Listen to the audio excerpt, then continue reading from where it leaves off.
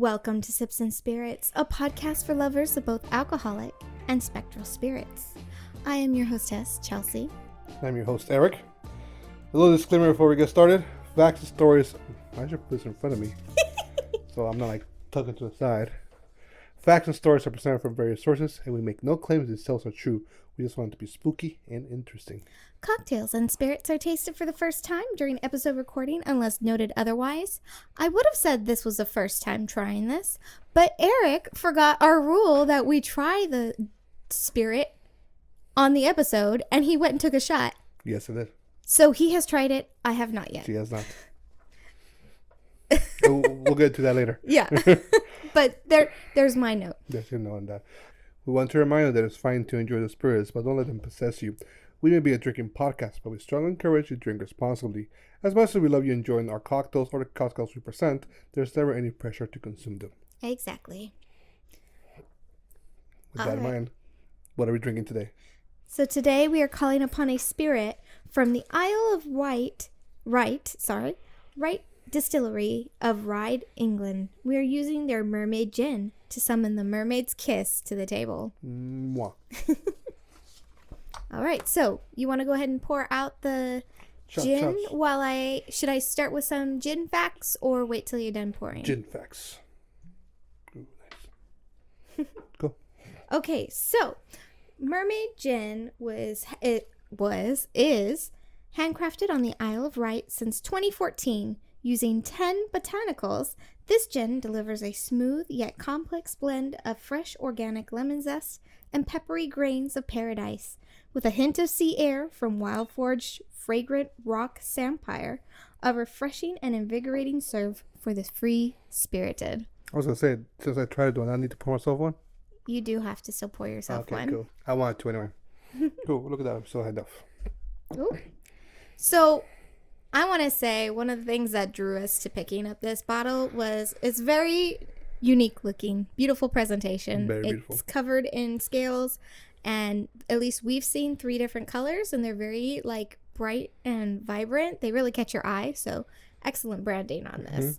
Mm-hmm. But yeah, the bottle has like these scale designs like a mermaid tail. Mm-hmm. So, and this is their Mermaid Gin. So with that, you want to do a little cheersy cheers? Cheersy cheers. So just stick this to the head.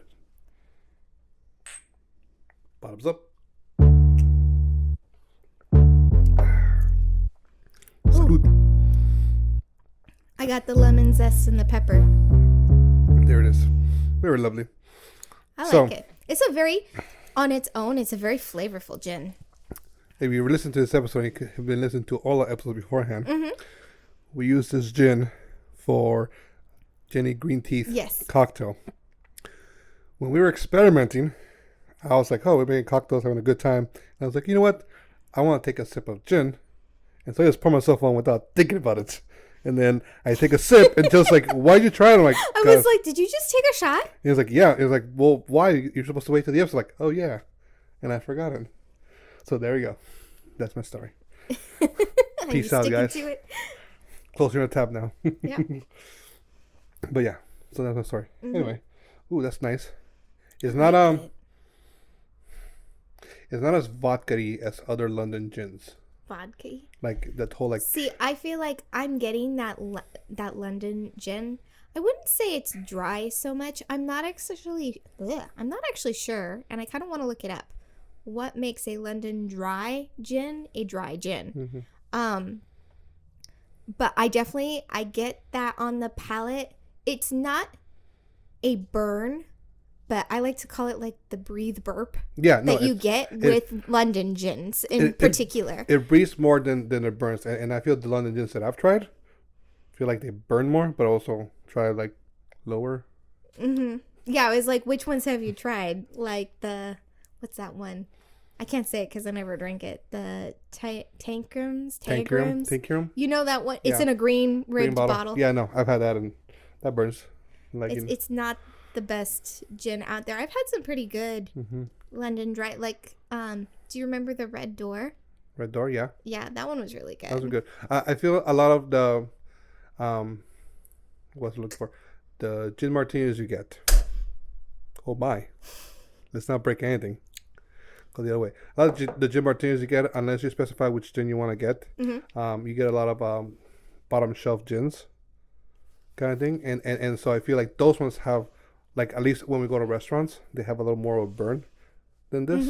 And so it's like that's what I'm thinking about kind of thing. So, but this is very smooth, very nicely. Like I said, this the lemongrass. Drink, actually. Lemongrass, like, boom. Like, I will chill this. Lemon zest. Lemon zest, not lemongrass. Yeah, we'll get to lemongrasses later, honey. Lemon, there's a lot of lemon in here.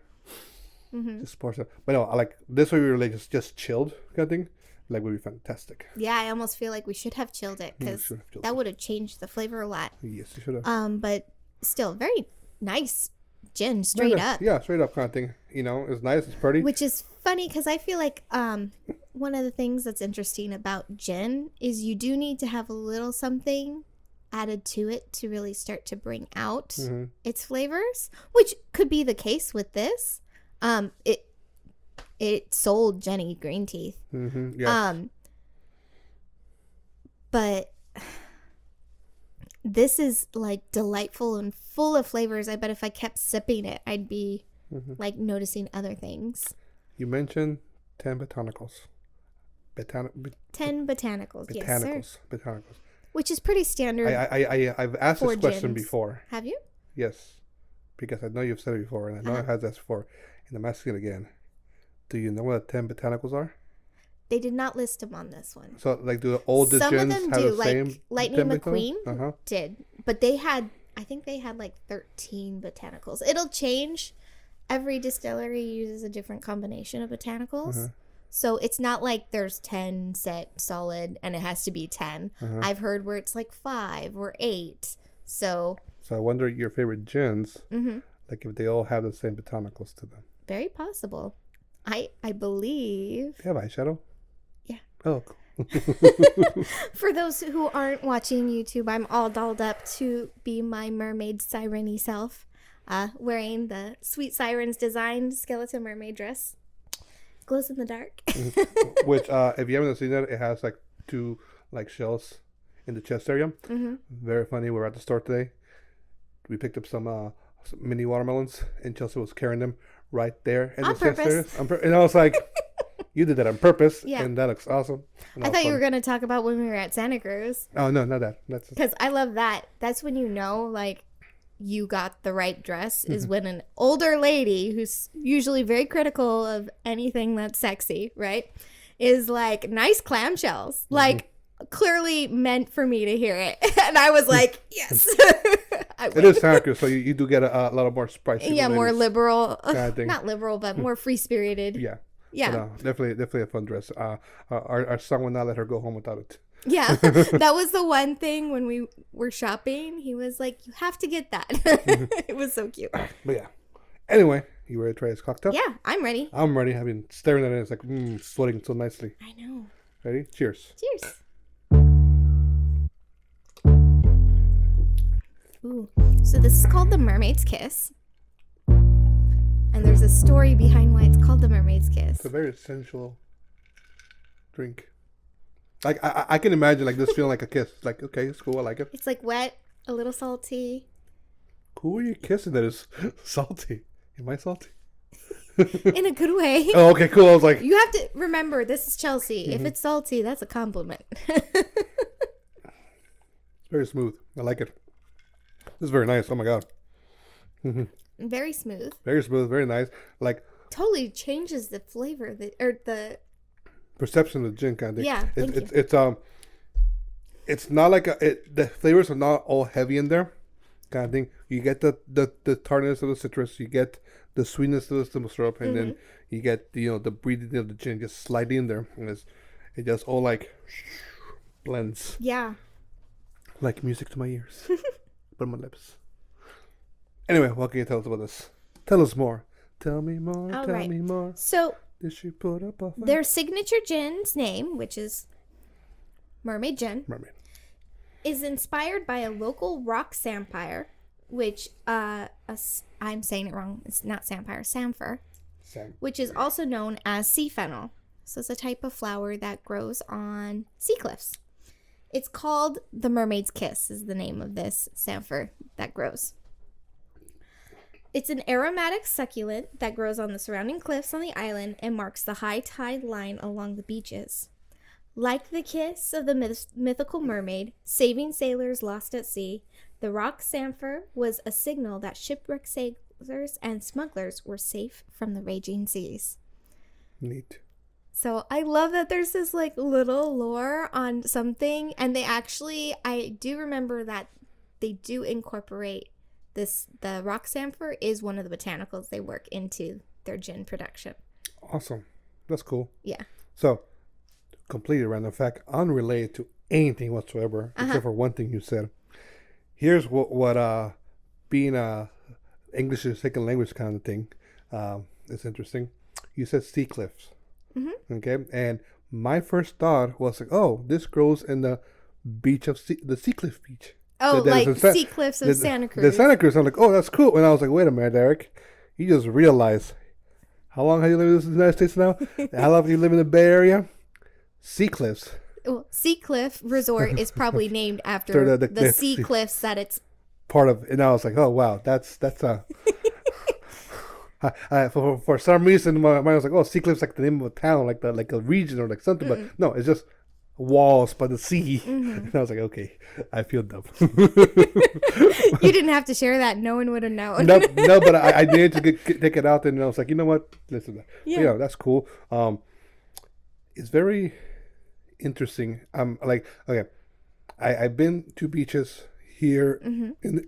Now, I do want to note before you continue. So this particular rock samphire is regional based. So it grows particularly on the Isle of Wright that the distillery is located on. So they really wanted to work in the natural resources that are thriving on the Isle of Wright. So it's pretty cool. Yeah. I have a lot more to go into on that, but you keep going then. But you were saying. Well, no, I was just thinking because I'm used to cold beaches. Mm-hmm. California, at least, and the Bay Area, the closest beaches are used to cold beaches. I want to say England's beaches are also cold. And probably most likely kind of thing. I have gone to like more, I wouldn't say tropical, but I'll say warmer beaches, like when I used to live in Mexico and whatnot. I was a wee little tad. I was like a tenth my size kind of thing. And I'm just thinking of the fauna that I see out here versus I see over there. I see more eucalyptus, not the right word, but like kind of like the cacti family. I don't know what they're called. Like kind of looks like those like succulents. Succulents. There we go. Plants don't actually rely on fresh and consistent water. Mm-hmm. No, but I'm just thinking because like if you go at least in like out here San Francisco area kind of thing, the plants closest to the ocean, you have these like thick leaves. Like they're not leaves, but they're like like they have like it's not I'm thinking of aioli. It's like no, that's the dipping sauce. What's that? Aloe. Aloe vera. Yeah, aloe. Like they look like aloe leaves kind of thing. They have like the kind of like the meatiness of them versus like just regular like palm trees, I guess, for lack of better words. So around here, and I'm curious if that's because they're more like what would you like ocean cactus? Yeah, ocean cactus. Yeah, exactly kind of thing. And so I'm thinking like, is that due because of the coldness of the beach area with the sea breeze, and that's why these plants can grow here versus like if you go to a more tropical, more warmer weather, more humid, you get those like thinner leaves kind of thing. I don't know. That's just random thought because you were talking about like the botanicals that grow in the close to the cliffs, in the islands. I was like, okay, well, is that something you say it's more that is definitely regional to that area? And it's like that'd be interesting to be like what other like I know when we gone to Mackay, there was a vodka or a gin that was like locally a gin was locally made here. That's in the Saturn one. Yeah, Saturn one, and I was like, does that? I cannot speak tonight. It's okay. Does that gin grab botanicals?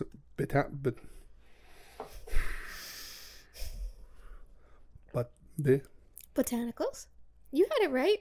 What's there you go. Botanicals that grow in that region where it was distilled.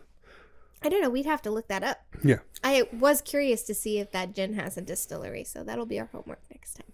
No, you go homework next time. But anyway, what else you want to tell me? Okay. So, the tasty notes for the gin is a smooth, refreshing, and complex contemporary style with fresh citrus, sweet spice, and gentle juniper on the nose. The taste has citrus zing combined with peppery spice and an earthy sweetness, which is complemented by a hint of sea air. A long, layered, and complex finish rounds off the experience with a well-rounded mouthfeel. This is what they're saying, and I'd have to agree with those. Yeah. Like, I've been kissed, but it's beautiful when a lot. I'll leave it to that.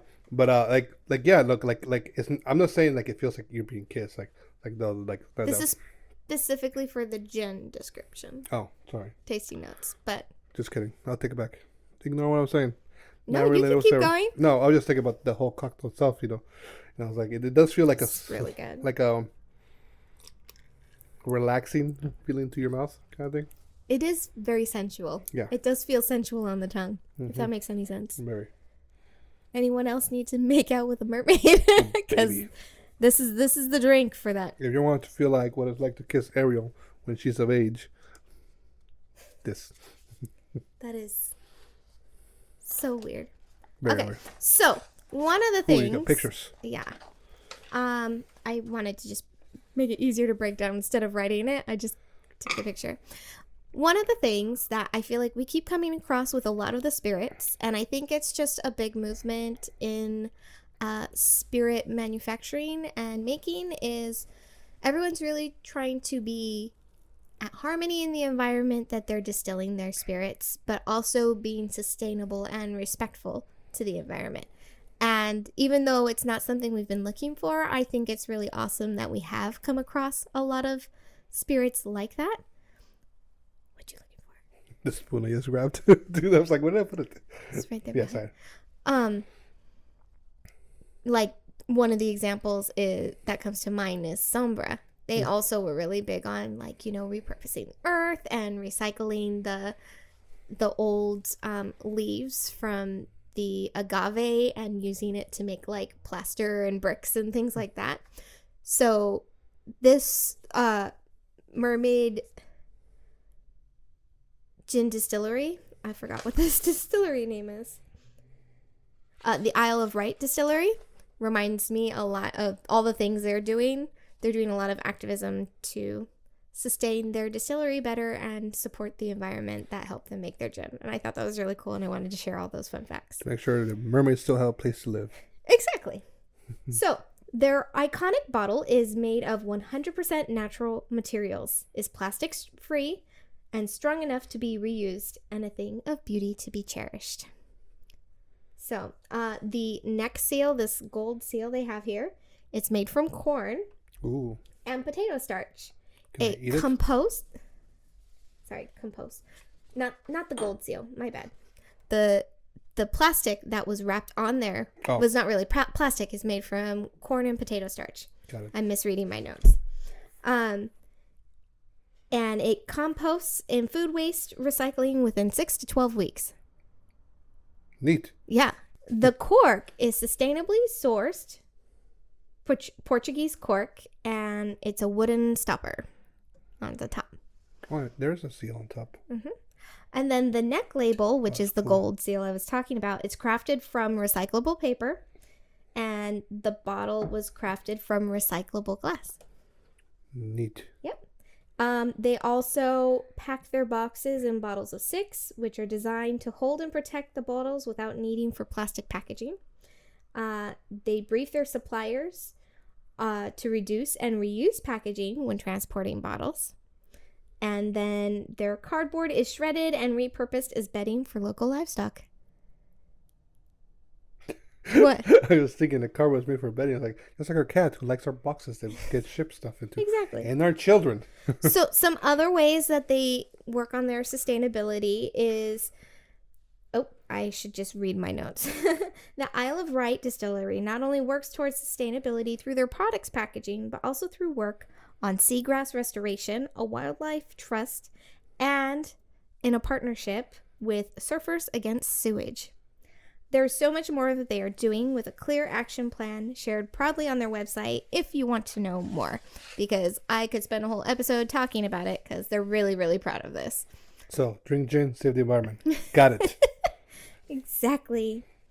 And then last but not least, as I mentioned earlier, we have seen 3 different types of the Mermaid Gin, and they actually have, I think it was 5?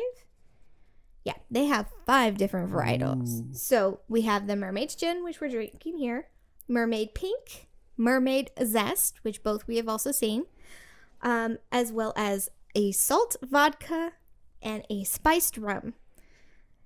Do they all have the mermaid shape? Yes, they do. They all have the same bottle, different colors. We might have to go on the spiced rum is like a pretty golden amber bottle, and then the salt vodka is like frosted but goes clear towards the bottom in white. So that's very neat. They also have a mermaid and tonic can, like a canned drink. So maybe we should do what we did with Crystal Head and do like an episode with just trying them all. That would be fun. The only thing is I don't know where we could find them. Unfortunately, because they are based in England, they do not ship to the United States. I don't know if it's because we're in California, which has very frustratingly annoying liquor shipping laws. Hey, Mermaid Gin, can we try your stuff? We want to. But yeah, because I went onto their website, it was like, oh, they even have like little mini bottles that you can buy so you can try them all. That's cool. Yeah, and it was very inexpensive, but I couldn't order it because it won't ship to us. Boo. Yeah, very sad. Will it ship to Arizona? I don't know. We could check it out. I needed an address, so that's the only one I had off the top of my head. So anyone want to help us out? Another cool thing about this bottle, and it keeps stabbing in the back of my head. It looks cool. It looks like a mermaid. Fantastic cigar, like a mermaid theme party. Fantastic good. Even a dragon theme party. You can also use that. It looks dragon-like, like a D&D, or I know like Game of Thrones is getting like a new like season for like their prequel show. Like there we go, kind of thing. Fantastic. You can spice up your part with that kind of stuff. But no, overall, fantastic gin. Cool, the whole like environmental stuff kind of thing, especially with the whole idea that it's a mermaid, like themes. So it's like, they're protecting the sea. Protecting the ocean, protecting the sea, kind of thing, because we've messed it up so much, kind of thing. Yeah. So it's good. It's great to hear that we're supporting companies who are trying to do good in return, kind of thing. Like still like make a product, but like not like make a product and be like, hey, who cares about the environment? Yeah, and I feel like you can tell the difference between like companies who kind of just want to show off that, oh, we've got an award that we're green, versus those who actually like are genuinely wanting to support the environment around them. And it's really cool to come across that. You pick up on the vibe, you can tell. Anyways, if you guys are interested in trying this drink, which is oh so delicious, very, you can find the recipe on their website. It's not where you would think it would be. So it's under Discover, and they talk about the sustainability and their mission, and then there's the cocktails. I don't know why it's over there, but that's how they wanted to do it. You know what? You gotta learn about what the good things they're doing, and then you get rewarded with some cocktail recipes. And they have a wide range of cocktail choices for all of their spirits, so definitely worth checking out. I am looking forward to trying some of their other ones and seeing what their cocktails are like, but went with Mermaid's Kiss because it felt appropriate for Sips and Spirits. Appropriate. Now thinking about our Jenny Green Teeth cocktail, we mentioned it was very sweet cocktail for Jenny Green Teeth. And this one's like, it all palately like mixes well together, kind of thing. Not that Jenny Green Teeth was a bad cocktail at all, but it's just like they're like the same gin in whole different aspects. It was very different cocktails kind of between these two. But I do want to add on that note. So, the cocktail we're drinking, it called for lemongrass simple syrup. That was fun. And lemongrass simple syrup is not something you can usually find at Bevmo, at least, or Total Wine. Not here where we are, at least. In California, especially in the Bay Area, we do get a lot of varieties. Lemongrass simple syrup is something I would not be surprised to come across here. Like, not surprised or yes surprised? I would not be surprised if we came across it, but we didn't find it. Okay. Because we have a high Asian population, and lemongrass is very popular in Asian cuisine. Okay, so wait, are we set? So I was a little disappointed we couldn't find it. So I'm assuming most people who are listening to this and are interested in making this cocktail will not be able to find lemongrass simple syrup in their local liquor store, is what I'm saying. Okay, we should check the Asian market. See what they had any. But we did have to go to an Asian market to find some lemongrass. Yes. Because we checked 2 different grocery stores. Like 4.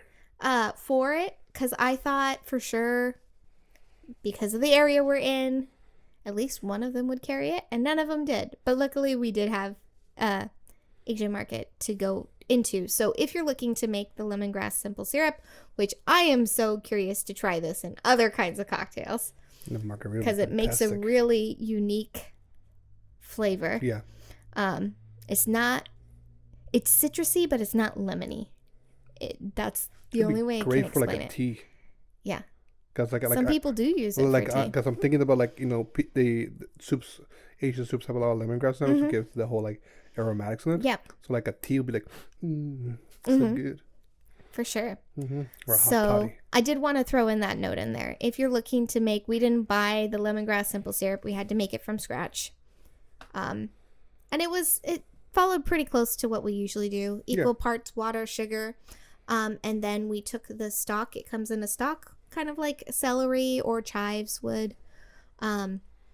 Chives? No, green onion. Green onion. And you cut that into... I had used 2 stalks and I cut them into like 5 pieces each and threw that in there. And then I let it simmer for, I think I did 7 minutes. And then I let it steep the lemongrass in the mixture until it cooled down after it was done simmering. So usually I strain it right away when I pour it into the jar, but this time I waited just to make sure we got as much of the lemongrass infusion as possible. Tastes very good. But yeah, it's delicious. It's delightful. Very good. Yeah, it smells great. When she was going, like, oh my, like pores were like all clear. Like, oh, I can breathe now. Yeah, no, it was really nice. But yeah, fantastic. Coolios. Okay.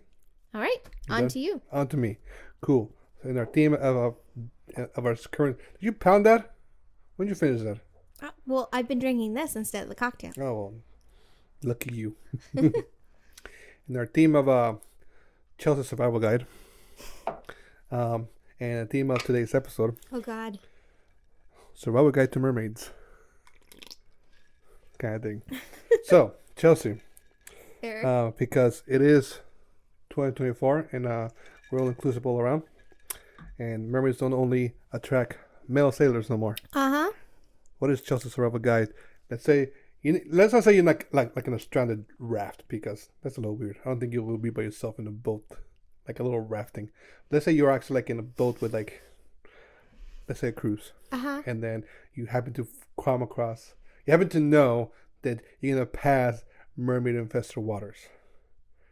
What would you bring to prepare yourself for a mermaid invasion? Earplugs. Earplugs? That's how they lure you. Go to earplugs? Huh? Go to earplugs? No. What they're singing. Okay. I mean, depending on the lure, they're either there to help you or they're there to lure you. Well, it depends. So you guys know that I'm an anime nerd. One of the first animes that I watched was Knights of the Zodiac, also known as Saint Seiya, also known in Spanish Caballeros del Zodiaco, which translates to Knights of the Zodiac. We've made full circle. And whatnot. Each character has an armor based on constellation. Okay, and the mermaid character,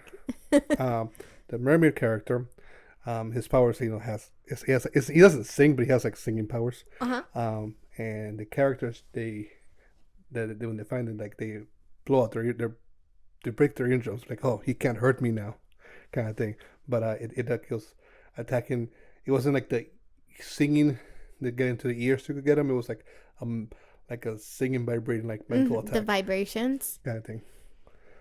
But anyway, that was come on. Like again, depending on the lore, right? Right. And some lore that just hearing the like audibly hearing it versus feeling it versus is more an alluring kind of thing and one aspect thing. So earplugs, that's easy. Yeah, they're small. They're small, easy to probably put in your pocket. Exactly. Kind of thing. Awesome. That's all I got, though. That's all I got. So you need for mermaids? Is earplugs? I would also insist you wear a life jacket.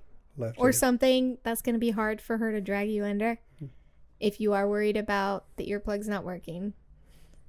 Yeah. Okay. Because some people were going to be like, I don't need no earplugs. That song won't trick me. And they're fools. So at least make sure you're wearing something that's going to make you really hard to pull down to the depths. I just keep thinking of Pirates of the Caribbean. Yeah. It's so funny. Like, I think it was this morning. That song came into my head. The Bonnie Sailor Boy that the mermaids are singing. Oh, okay. Cool. When they get them. I don't know that song. I've heard it, but I don't think I can recall it. Yeah. I like had it word for word this morning. Now it fails to come to me. But I do like it. But Neat. Cool. Okay. Your books are good. Kind of thing. Okay, you ready for some mermaid stuff? I am. Okay. I'm dressed for the occasion. Okay, for the occasions. So, I'm going to start with a few little mermaid facts kind of thing. Atargates is the earliest myth of a mermaid that has been discovered so far around 10,000 BC. Okay. Tales of a mermaid began to emerge from Assyria, a region in Mesopotamia. Legend says that the goddess transformed into a fish, but that the water could not hide her beauty, so she became human above the waves and the fish below. There are different representations of her, such as coins, where she is just a human head and a fish, or on a fish, or depiction when she was a fish with arms and a human head. The legend spreads throughout other ancient cultures, with both the Greeks and the Romans incorporating the goddess into their own lore. So 1,000 is the earliest system of a mermaid. Here are the Greeks, okay? I knew they were coming.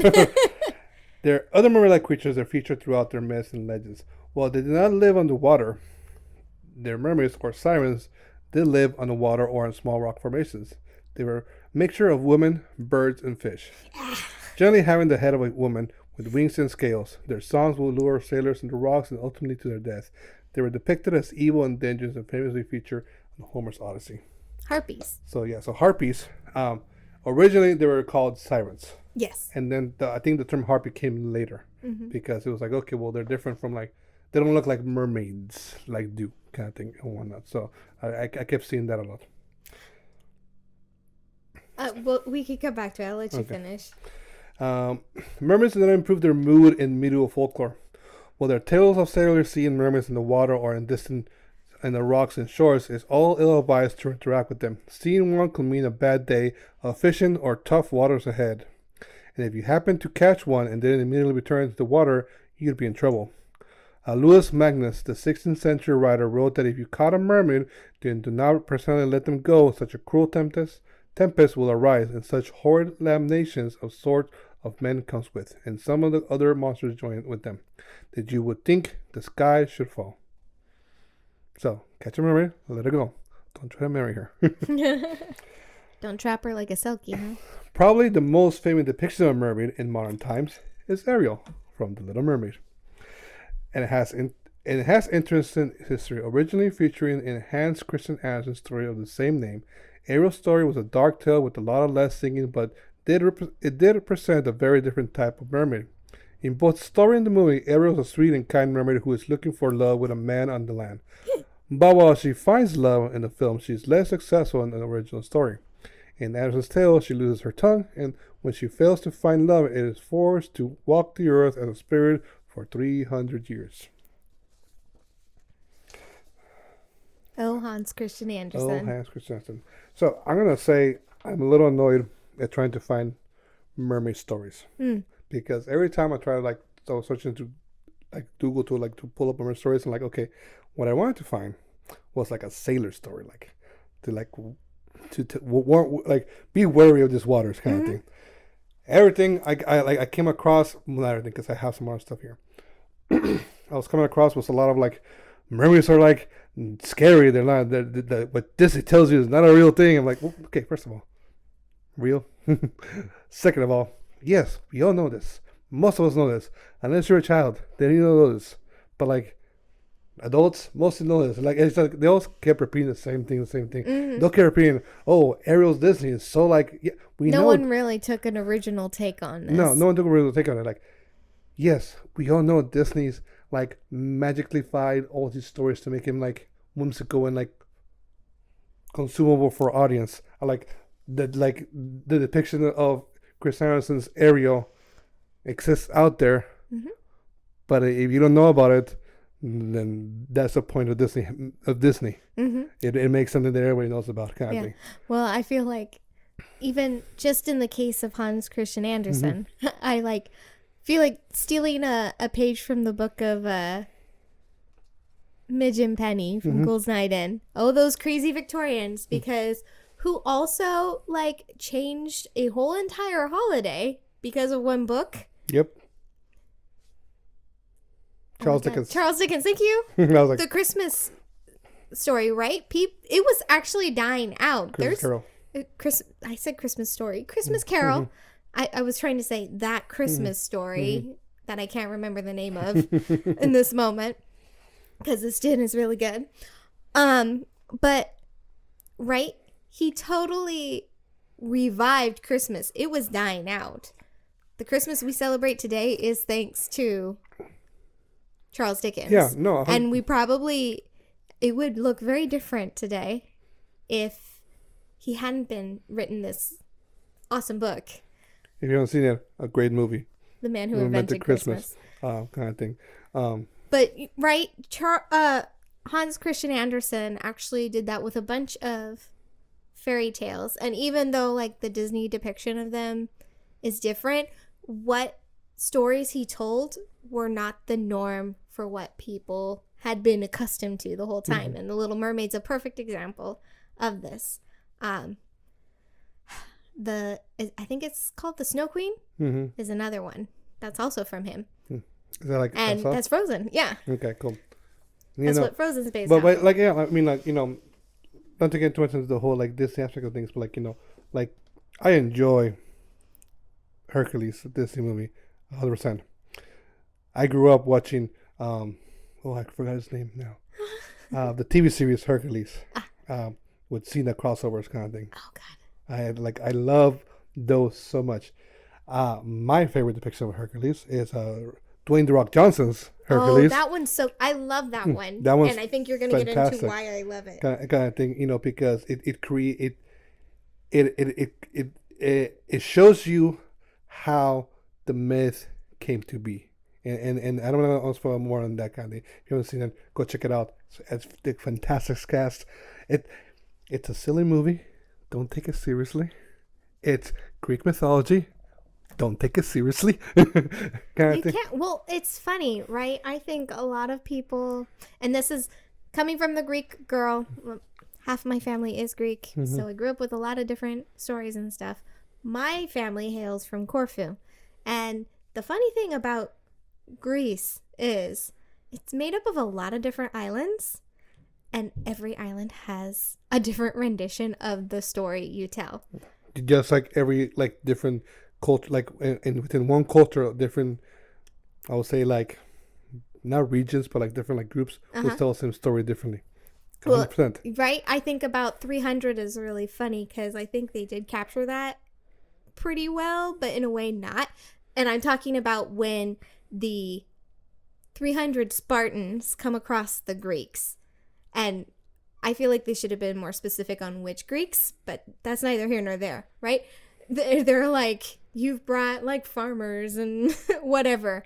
Spartans, what did we bring? Warriors, right? But every island has kind of something they were known for, and their mythology also reflected that. So depending on what island you come from, that Greek myth of, let's use Hercules, for example, on Athens is going to be extremely different from what it is in Sparta. And Corfu, whatever. Yeah. Funny thing, I saw this video today about goosebumps. Like talking about the most misinterpreted god out there, and I when I say his name, you're like, oh yeah, of course, it was Hades, kind of thing, you know. Most media depiction of Hades is like modern media depiction. Modern depiction of Hades is this guy who wants to take over the world, evil. He feels like he's been jilted. He's been jilted, but like stories have him. It's like some happy-go-lucky guys like, hey, I'm cool where I'm at. And then and like I was going through the comments, and you know, people like arguing mythology. I'm like, once again, where does it come from? It means where it yeah, exactly. In Mexico, depends where you're at. The Chupacabra story is very different, mm-hmm. but near here and there. And people were talking like, you know, in some stories he tricks Persephone into being his wife and stay there forever. Mm-hmm. In other stories, he helps Persephone because they fall in love with each other, and it's like, this is how you can stay with me, and your mom can't take us, so can't you take it away, kind of thing. Yeah. And whatnot. So it's like, you know, kind of thing. Again, stories, myth. We talked about it here before. Different regions, they talk about the same thing.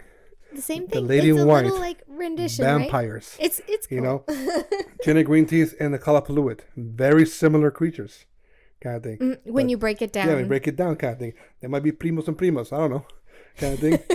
But like, they are still different. You got more mermaid stuff to tell us. I got more stuff. Yeah. Before we get distracted by Greek myths and Hercules. Hercules. So unfortunately, we're not going to England for this story. We're going to go to Hawaii. Hawaii. In Hawaii, the mo is an umbrella term to describe all sorts of water spirits. Mermaids in Hawaiian mythology. There we go. I was like, why is there? In Hawaiian mythology, are sea goddesses or sea gods. There were humanoid hybrids between humans and fishes, serpents, eels, octopuses, or even crocodiles. Moles could be extremely tiny creatures, or they could be gigantic. It was believed that moles originally developed from gecko lizards to humans, women, and then to the sea goddesses. Moles lived in both salt and fresh water, in lagoons, ponds, rivers, lakes, and in the ocean. There's a Hawaiian expression that in each woman there lives a little mole inside them. If I'm pronouncing this wrong, I apologize. M-O''O. Mo. Mo''O. Okay, if I'm pronouncing it wrong, that would be my guess. I don't know. I don't speak Hawaiian. I apologize sincerely if I'm pronouncing it wrong, but that's how I think it sounds. So if somebody says otherwise, please correct me. Please.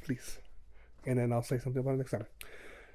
Stories about the dangers of the moles were not too different compared to any other mermaid myths from different parts of the world. It was believed that moles were especially dangerous to men who were too weak to resist their feminine powers. Moles would seduce them and then drown them. According to Hawaiian folklore, after a person passed away, they could return back to this world and transform themselves into a mole. So, a little story. There's a famous Hawaiian folk tale from the Wailuku River and the Rainbow Falls, which tells about a mole called Hina. She was a beautiful sea goddess who had a competitor, an evil mole called Mokuna, who wanted to kill Hina and destroy her home. Jealous Mokuna pulled a giant rock into the river, plucking it. The water levels was rising and Hina's home was about to be destroyed. She called her son Maui to help her. Fisherman demigod Maui started to chase Mokuna with his canoe, but Mokuna was faster and hid in the waterhole. Maui called goddess Pele to help him to destroy Mokuna. Pele came down from the volcano, bringing hot lava with her. The water turned burning hot and in the end killed evil Mokuna. Still today, it is said that when you visit the Rainbow Falls, you can see the remains of Maui's canoe in the bottom of the river. In stormy days, water boils because there's lots of volcanic activity. Maybe there is a seed of truth in these stories. I apologize because I saw a story and I was like, ooh, this is a cool story. And I was like, oh, I just saw a new Maui trailer. Oh, I haven't watched it yet. Did I watch it? No, I have not seen it, but I've seen ads for it. Kind of thing. That makes no sense. Like, How have you not seen it, but you've seen ads like for it, it? like Dwayne Johnson's like, it's like, hey, there's like gonna be a thing. it's just a teaser that's come out. Yeah. No, I saw on my like YouTube like subscriptions, it says teaser trailer. So I haven't watched it yet, but I want to. So I was like, man, I feel like I've heard that name Makuna before. Makuna. And what was the Hina was the goddess. Okay. And her son was Maui. And Makuna. And Pele. You know Pele? Yeah, I know Pele. The main, yeah. I know Hina too. Okay. She is actually one of the goddesses represented outside the tea room. I think. Yeah, I think you're right. Is she the one of the wind, or is she the one that has the rainy hat? She's one of them. Yes. I might have it totally wrong, but I know I recognize the name Hina, and I think it's from... I wonder if Makuna's there too. So, like, now I'm thinking about it, maybe. No, I feel like something keeps like... Is that my glass? Sounds like something's cracking. I'm like really nervous. Hina? Makuna, I feel like Maui talked about her in his thank you song. When he's going through like all his different trials and stuff and the things he's brought to humankind. Maybe. I feel like. But I've dived very, very little into Hawaiian lore. Some of it, a little bit, thanks to the Enchanted Tiki Room. Curiosity, right? That apparently isn't like a thing for a lot of people. Curiosity, what's that? Yeah, no. So one of the things that turned me to the story, or this whole like facts about Hawaiian mermaids, is we've talked about it before, and I'm going to say it multiple times again. Different regions have different stories that share the very similar characteristics. These creatures, these cryptids, these goddesses, these gods, these entities are all very similar kind of thing. And this is time when the internet wasn't a thing, you know, like snail mail. You have to like travel through boat. Have you traveled through boat? Like, it's not easy. Months. It takes months, you know, sometimes years to get to this. These were native countries.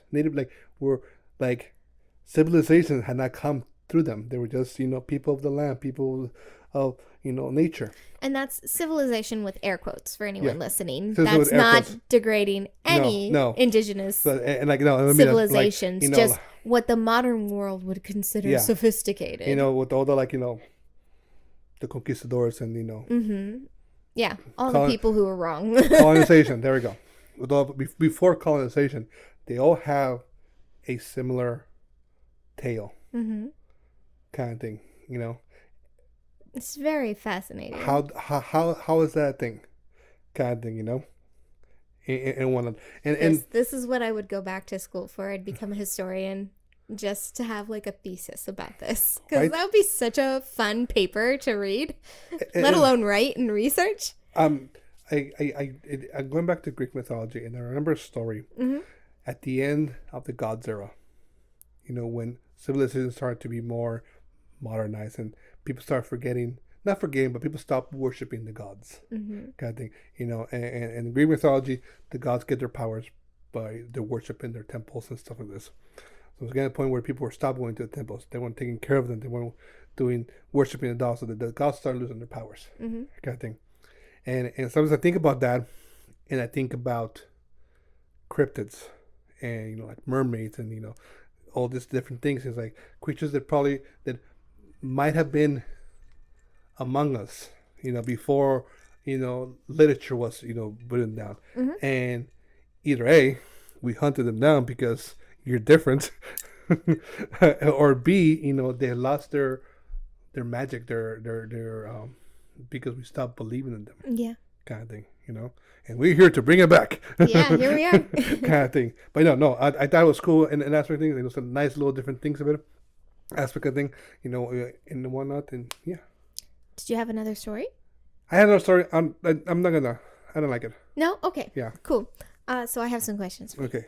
I'll see. Can I answer? Well, you answered one already. I was gonna ask about the whole mole thing. Mo'ol thing. I think it's mo'ol. They make me think how you describe them.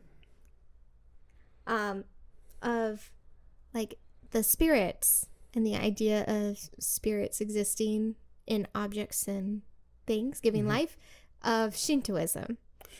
Where everything has a life, and they're like tiny gods, right? They don't have demigods, they don't have spirits, but they inhabit things, and so they become the god, right? You see it all the time in anime where there's the god of this shrine and that shrine, and that's the whole a big idea of Shintoism, is that everything before them has a spirit and it should be worshipped and honored. It gave me that kind of vibe. I like the thing that they talk about how in Hawaiian culture they think every woman has a little mole. I love that. I found it interesting as well. It kind of like, kind of peculiar that what was it? According to Hawaiian folklore, after a person passed away, they could return back to this world and throw themselves into a mole, which is a female goddess kind of thing. Does that go both ways? Like, if I was it's an idea of reincarnation, like, sure. Do we all get reincarnated as mermaids, like men and women? Men and women. Yeah. No, I kind of thing. And it's, I find it fascinating, stories like this where. It's funny. Shintoism also has the idea of reincarnation. So. A lot of indigenous and tribal things have an idea of reincarnation, like even the whole Aztec sacrifice. You continue that circle kind of thing, right? Like if you have we've talked about before in our Dave Dead episodes, the whole like journey to the land of the dead kind of thing that people go to, but there's the idea that through sacrifices or through like a warrior's death kind of thing, you have the idea of like being reincarnated or being rewarded to be among the gods, among glory kind of thing, right? Valhalla. Yeah. kind of thing. So it's interesting, and I keep using the same phrase. I find it fascinating. Once again, back to the whole idea is like they explain their goddess mermaids were like they're so beautiful because you think of a goddess, it's like I should not look at you, but you're so beautiful. I'm gonna look at you like this, kind of thing, and that even nature itself couldn't hide their beauty. And we're talking about it like outside the podcast about purifying spirits. Yeah, like the whole idea that you can use salt to purify spirits. You can use silver. Kind of thing, You use water. You can use water. So what about salty water? What about salty water? It's like, hey, is the ocean like a just magical purifier? Is the ocean a purifier or a giant jail? They can the spirits cannot get out of, kind of thing. Yeah. We're just talking that conversation because you make a salt circle to protect you from witches. Water is like some spirits can't cross water. Yeah, if you guys think we wait to have these conversations for the episodes, we don't. This is why we decided to have the podcast, because we thought someone else should know what our conversations are like. Exactly. And sometimes hey, it just comes to a conversation. We're like, oh, let's pause now and talk about it later, kind of thing. But anyway, yeah, I think that's gonna be for an episode coming up. Yes, there's a few topics that we've talked about. Like we want to have episodes about these because we think people would really enjoy that conversation. And if not, we just want to put it out there. Yeah. And then we have documentation. I didn't say that. Yes, I did. Yes, it did. Okay, one more thing. So, mermaid, always this association. I don't know if it's a modern thing, if it's through the ages. Mermaids luring men, particularly sailors, because they're the ones who are on the ocean, right? It's like a shark snacking on a person because they came into their house. And I thought it was funny you brought up like, well, Chelsea, if you happen to be, doesn't mean you're off the table for the mermaids, which I fully agree. Whatever prey is out there, right? 2024, they included everybody. So, do you think that they specifically targeted men because, in general, men were sailors? Usually, women weren't there. There are records of like female pirates and stuff. It's not like women being on sea was unheard of. It did happen, but it wasn't common, right? So do you think those stories targeted men because typically they were the ones on the sea? Or was it open to anyone could fall victim? Or were women considered immune? So, back in the day. Loaded question, I know. Question. Back in the day, the idea of same-sex attraction was most likely very tabooed, kind of thing. So, in regards to tales, now, I believe personally that mermaids would attract anybody they wanted. Agreed. Kind of thing. That's my belief. But one of our favorite animated films, a particular character was immune to the Song of the Siren. Who's bad? Sinbad.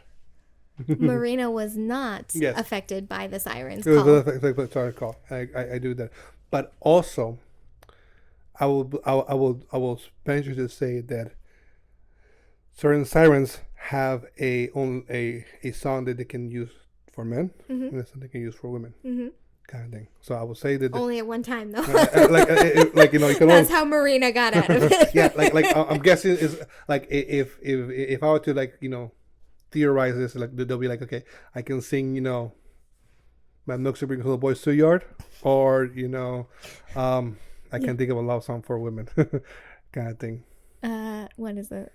Everybody loved it. Superman. Oh, I was gonna say there's a song, a Mexican song about a guy singing he wants to be a fish in the girl's fishbowl, so you can see her, all day, every day, kind of thing. So that song. Okay. It's very romantic. It's a very creepy, like, stalker song, but it's also like romantic in a sense. Yeah, it's like that one. What's that one? Like everyone calls it the stalker song. Yeah. I can't remember. Hey there, Delilah.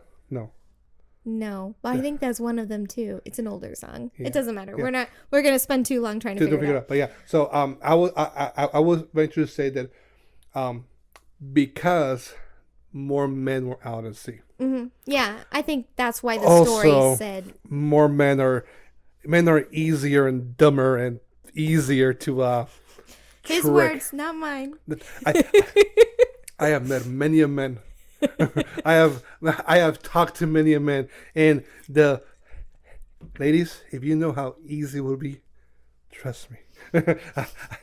you give me a man, you give me like 2-3 weeks with them, I can give you everything you need to know how to make this happen, kind of thing. But no, like and like you hear about like all these. What's the word I'm looking for? I'm thinking sleut, but like a different word like that. Promiscuous men. Getting like, oh, I have my wife home, but now I'm at sea. I'm a free man. I'm not married anymore. And so, they're easier to convince. They're easier to lure in, kind of thing. And whatnot. They're dumb. They're like, they get a pergo to them. Oh my God, you're so handsome. You're so funny. Oh, you're so strong. And like, yeah. Boom, done. Easy prey. And whatnot. So I'll venture to say that it is more classified to men because statistically they're easier to do. But I do believe that they could do both sides of the story. Personally. Good thing. Did I answer your question? Yes. Okay, cool. Speaking of, I was like, I said a lot of things. I'm not sure if I said the right things. Oh, I was just talking about the association of mermaids historically luring men, specifically sailors, to their death. No, and I would think it works also with mermen. Now merfolk, but mermen, like the male version of a mermaid, kind of thing. Like King Trident, him and his giant pectorals, kind of thing. I feel. Daddy. Oh, daddy. And all daddy. Of a sudden, I'm like, God, I hope my dad just listened to our podcast. See, daddy. I think that they have a similar skill, and of course, when you find stories, you will see them more trying to lure women, and because, like you said, women were sailors. There are some records of them, and I'm sure most of them never ran into a mermaid. Yeah, I think most probably like a kraken, but. It's probably something more difficult to deal with, right? Yeah, I don't know. They're like, oh, this hand's trying to touch me. I deal with this all the time. Okay. Anyway, but I feel like mermen would like attract women who from the shore to walk into the water. That'd be interesting to see, like that kind of story play kind out. Of thing. Yeah, and but I feel that they also have the skill to attract men. And at first they'll be like, why do I want to? But it's very confusing. But I'm going to. You have pretty eyes, or whatever they would say, kind of thing, you know. But no. And then you have merfolk, which is a whole other. Oh God, no. Aspect of thing. We'll save it. I'm sure there's a card in there. Mer people are interesting, kind of thing. But yeah, no. I have just one more thing. One more thing for my notes. Because I wanted to jump back and touch on the harpy, sirens, mermaids, because it's a big Greek mythology lover, fan, whatever. I don't know why I always found harpies so fascinating and interesting and underrated in comparison to the mermaid. And they actually appear more often than mermaids in at least Greek mythology. Which are prettier. But I also wanted to be like, got you on record here. Did you see the comic I sent you of the mermaid and the harpy talking together? And I was like, this is too perfect for the episode coming up. You said there, I was like, I have that. I'm talking about that later. I'll find the name. I'll put it in the show notes. It's a really funny comic. She does a bunch of like Greek myths, but then other like modern topics too. But like my favorites is she's letters of Penelope to Odysseus? Odyssey? Yeah, in the Odyssey. Who's the main character? Is Odysseus, right? Think so, no? I know his wife is Penelope, but her comics are Penelope writing letters to her husband like, hey, you've been gone this long. When are you coming? The suitors are being annoying. And she's doing different things like to ward them off, being like a loyal wife. So really funny comic artist. I have to look her up because I don't know off the top of my head. I just see the comics pop up in my feed. I'm like, yay! When we catch up to the show notes, when she catches up to the show notes, I don't do any of that. She'll put that information there. Yeah. So I just wanted to be like, did you get that comic? Because I thought it was hilarious. And pretty much the gist of the comic is the harpy and the mermaid are having a conversation about who's actually accomplished more kills and why that is. And that's really cute. It's funny. Adorable. So, fantastic. Yeah. Cool. I should have written the artist name down because that would have been a perfect time to plug him. There we go. We'll get you'll get your plug. Yeah, I was hoping you'd bring up harpies and you did. And I was like, yes. Well, so back to the whole like trying to find stories. Like, depends who do you ask. The term siren was either coined by the Greeks or somebody else. I forgot who the I'm pretty confident it's the Greeks. Like kimono? Sirenos? What? Look at you like anyways kind of thing. But so it's like some people like, oh, the Greeks coined the term siren to make him to like a singing thing kind of thing. But then somebody was like, but their sirens were like harpies, and it's like, right. Well, I think it was like an interchangeable term. Yeah. They were singers of the sea, and I think both existed. But I feel like the bigger threat in majority of Greek mythology was the harpies, especially because you didn't need to find a rock with a mermaid sitting on it. The harpies could just fly over your ship and start uninvited singing and enchanting, and that could cause a lot of chaos. Yeah, you know, bring up a lot of questions like, why do I want to go with this woman? She has a pretty face. Sometimes that's all they need. Anyway, okay. Ready for last call? That was a fun discussion. Yeah. Let's work on this last call because we still got a ways to go. Thanks for stepping along with us. We want to keep the spirits flowing, so please be sure to show your support. Wait, no, just kidding. You skipped the questions from the beyond. Did. You said last call, so I was okay. Let's work on this last call. Well, yeah, last call. First question. What do you call that? First topic of business under last call. Okay. I'm not paying attention. I'm ready to go. That's why there's a list there. Yeah, you know what? I don't make the list. Okay, we'll do just one. One? Are you sure? Yeah. Okay. I think we chatted enough about mermaids. I shuffled it. I don't know if you want to pull from the top or me spread it out. Spread them out. Oh, baby. I can't. The paper's too, like... I'll just grab one. Okay, you figure it out. I got it. I'm going to grab from the top. Or not. It doesn't want it. Okay, this one. This one's mine. Wait, there's two. Ah! Okay. Why? Why? Okay, you go first. I did first last time. So, those of you who are listening, you should pop into our YouTube because I'm going to answer a question visually. Okay, I don't know how he has done it yet, but now I'm really intrigued. It's a plug so you guys can join our YouTube community as well. Do you have a favorite cocktail glass or mug? And the answer is yes, I do. Yeah. Oh, look, it's apparently right here. Favorite glass, cocktail glass. This is my favorite cocktail glass. Chelsea got them for me a while back. Oh my God, what is the brand? That doesn't say in the glass.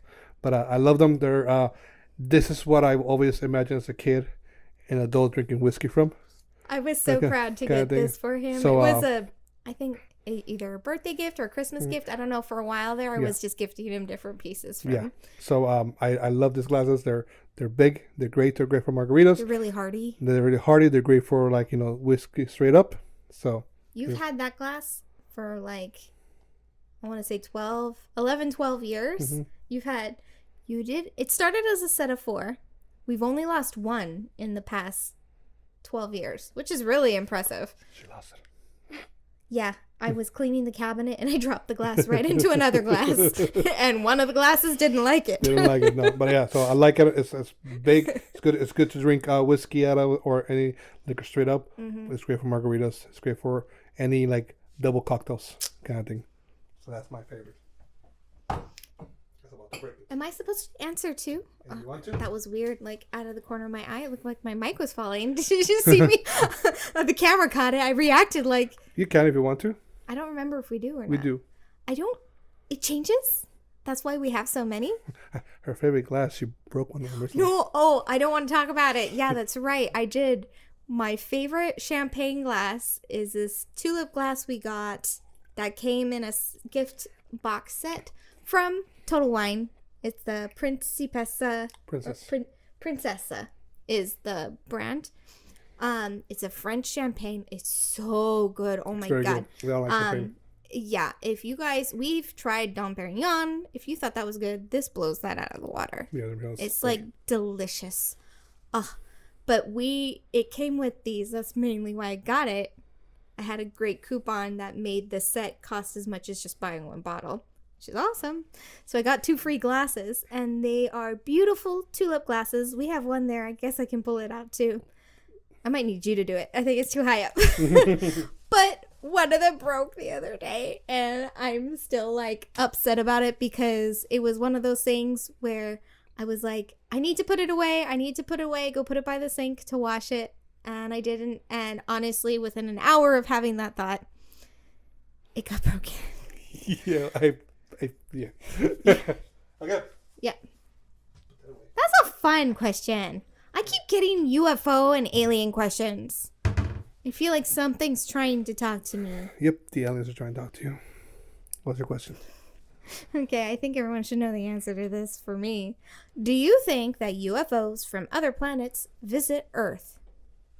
I do not think they want to waste their time with our fabulous human antics. I feel my answer is no. I feel like Earth is their garbage TV. Yeah, he does.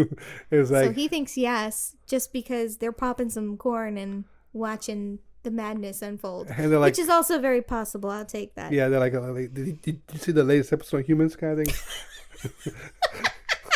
Did you see the antics they got into? Oh my goodness! I can't believe that they did this kind of thing. As I feel, if they are able to travel through space, then itself means they're smarter than us. Yep. Kind of thing. They're already looking down on us. So they're already looking down on us, respectfully. They've earned that kind of thing. But that's my thoughts. Yeah. All right. So aliens. Why is it always? I always get the alien questions. Because they love you. Nuts. Because you were an extraterrestrial. It's a shuffled deck. Oh, I don't even know how. I'm like, how many alien questions did I put in that deck? What did we say the other day that I was like, you're an alien? Oh, I don't know, but we were watching Resident Alien, and you're like, you related to him somehow or You're something? related to those guys because you Because, yeah, probably. Yeah. I just don't know it. I forgot. I came from another planet. Anyway. They do say women are from Venus. Oh, baby. I need to go there. All right, we ready to give this our time for reals. Thanks for sipping along with us, guys, for a second time. We want to keep those spirits flowing, so please be sure to show support by reviewing and subscribing to our podcast. If you enjoy the show, be sure to share with others. If you have any fun, like I do not have a Mariner family background. Chelsea does, but I've always found Mariner stories interesting because the sea calls to me. I think it's funny. I love the ocean. Considering I love the water. It makes sense where you grew up now. Yeah. Versus your childhood in Mexico. Yeah. Because you were not like on the beaches of Mexico. Nope, I was in the desert in the hole. You were in the deserts of Mexico. I was. The joke was we were 3 steps from hell. But your other childhood here in California was definitely on the beaches. So. But I always loved the ocean. I always found it fascinating, and whatnot. Poseidon used to be my favorite Greek god for the longest time, kind of thing and whatnot. But yeah, so if you have mermaid tales, please share them. I would love to hear them. Yeah. Don't break things. And if you're looking to find us, we are on all podcast hosts, as well as YouTube. You just look us up, Sips and Spirits, Sips and with the ampersand. And then otherwise, we have a website, sipsandspirits.com, or we're on Instagram, Facebook, TikTok, X, also Sips and Spirits. If you don't feel like social media, which I totally get, we have 2 new ways to keep in touch with us. You can check out our email newsletter via sipsandspirits.com/happy hour, or you can text us a message. How cool is that? Text us directly on your mobile device with texting abilities. Go to the episode description on any platform you're looking at, and you click on the link that says send us a text message, and then you can text us whatever your little spooky heart desires. Huh. That's not going to open the door. And then we will find some way to incorporate that into a future episode. Yep. But yeah, or at least have the discussion amongst ourselves. But I think it'd be fun to talk about it on the podcast. Yep. So we're excited about this feature. We just dropped it in our last episode, sharing it. So I can't wait to see how this goes. Yep. For new episodes. So definitely give us a text. I'm curious to see how this works out. Yay. And with that, are we ready to close our tab and cheers? Yes. All right. And cheers. Cheers. Ooh,